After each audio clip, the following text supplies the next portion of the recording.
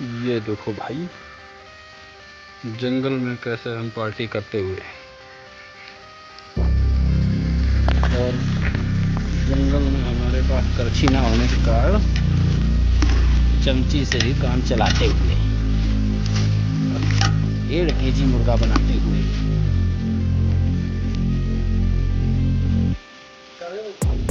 हाँ, आराम से बनाएंगे इसको, धीमी आंच में पकेगा ये, बिल्कुल सही।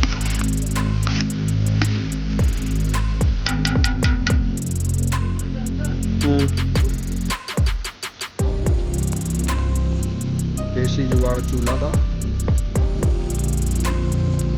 और ये व्यू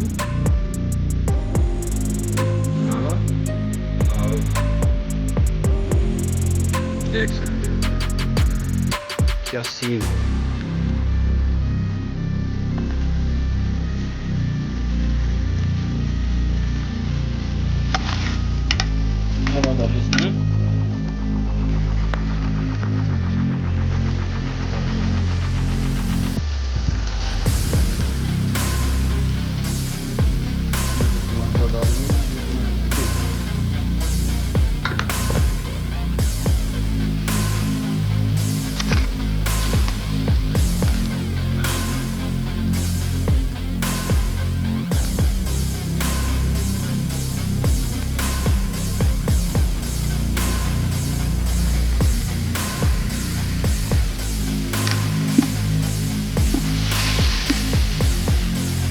ये देखो अपना बन के तैयार हो रहा है भाई।